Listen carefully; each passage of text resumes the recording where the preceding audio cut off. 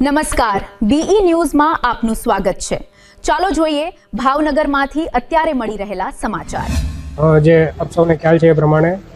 મહારાજા કૃષ્ણકુમારસિંહજી ભાવનગર યુનિવર્સિટીના કુલપતિ સાહેબ દ્વારા રેગિંગની ઘટનાના ગુનેગારોને જે રીતે સજા માફી કરવામાં આવી છે અને જે રીતે તેમના પ્રત્યે માનવતાનો ગુણ દાખવીને તેમને ફરીથી ઇન્ટર્નશીપમાં દાખલ કરવામાં આવ્યા છે અને તેમના ઇન્ટર્નશીપ કમ્પ્લીશન સર્ટિફિકેટ અને બાકીના તમામ પણ ઓરિજિનલ દાખલાઓને જે રીતે રિલીઝ કરી દેવામાં આવ્યા છે તેના કારણે તમામ મેડિકલ વિદ્યાર્થીઓમાં ખૂબ જ ભયનો માહોલ ઊભો થયેલો અમને જણાય છે। ઇન ફ્યુચર કદાચ ભવિષ્યમાં આવી કોઈ રેગિંગની ઘટના બને તો રેગિંગના ગુનેગારો સાથે વધી નાની એવી સજા થઈને સજા થયા બાદ તે સજાને માફ કરી દેવામાં આવે અને આ જે નિર્ણય કુલપતિ સાહેબ દ્વારા જે લેવાયો છે એ કોઈ પણ બાહ્ય રાજકીય દબાણના હેઠળ લેવાયો હોઈ શકે એવું અમે આપણને જાણવા મળી રહ્યું છે, કારણ કે આ નિયમ કોઈ પણ પ્રકારે કાયદાકીય પ્રણાલીને ફોલો કરતો નથી અને એન્ટી રેગિંગ કમિટીને તેમજ સરકારી મેડિકલ કોલેજ ભાવનગરને તેમજ ફરિયાદી પક્ષને પણ એક પણ વખત સાંભળ્યા વગર સાહેબનો આ સજા માફીનો નિર્ણય સીધો ઓર્થોપેડિક અને ગાયનેક વિભાગની જે રેગિંગની ઘટનાઓની ચર્ચાઓ ચાલી રહી હતી તેની વચ્ચે આવીને પટકાયો છે, જેથી સૌનું ધ્યાન ઓર્થોપેડિક અને ગાયનેકની રેગિંગ ઘટના ઉપર હોય અને એ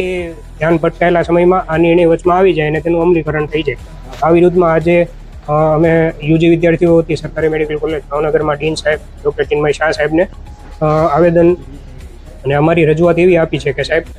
આવનારા સમયમાં રેગિંગની ઘટનાઓને નિવારવા માટે અને રેગિંગનો ભોગ બનનાર તમામ વિદ્યાર્થીઓને ન્યાયતંત્ર પર અને આપની કમિટી પર અને સંસ્થાની જે પદ્ધતિ છે તેનો પર ભરોસો રહે અને તેઓ ન્યાયના માર્ગે જ આગળ વધીને પોતાના નિર્ણય તરફ આગળ વધે અને કોઈ અન્ય ગેરમાર્ગે દોરવની તરફ ના દોરાય તે માટે અમે સાહેબશ્રીને એવી રજૂઆત કરી છે કે મેડિકલ કોલેજ અને એન્ટી રેગિંગ કમિટી દ્વારા યુનિવર્સિટીને એવી રજૂઆત કરવામાં આવે કે ભાઈ જે આ નિર્ણય તેમની તરફથી આવ્યો છે કોઈ પણ રીતે કાયદાકીય પ્રક્રિયાને અનુસરતો નથી અને જે વિદ્યાર્થીઓની સજા માફી કરવામાં આવી છે અને તેમને ઇન્ટર્નશીપમાં ફરીથી જોઈનિંગ આપવામાં આવ્યું છે તેમના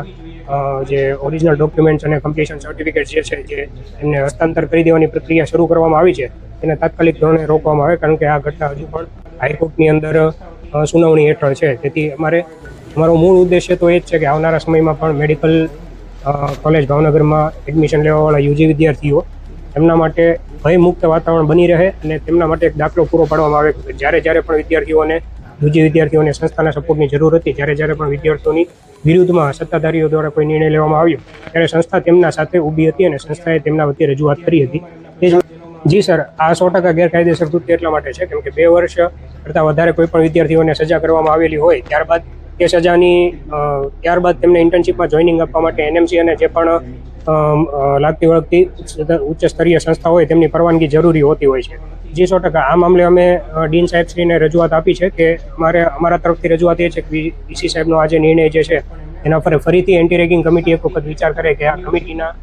ધારાધોરણોને બિલકુલ અનુરૂપ નિર્ણય નથી અને કમિટીથી ઉપરવટ જઈને નિર્ણય લેવાયો છે। જવાબથી અમે સંપૂર્ણ રીતે સંતુષ્ટ એટલા માટે નથી કારણ કે અમે યુજી વિદ્યાર્થીઓ તરીકે અને સંસ્થામાં ભણનાર ગ્રેજ્યુએટ કોર્સ કરતા વિદ્યાર્થીઓ તરીકે અમે ફક્ત અમારી સંસ્થાને રજૂઆત કરી શકીએ કે મેડિકલ કોલેજ ભાવનગર તમે અમારો આ પ્રશ્નને આગળ વધારો, પણ જો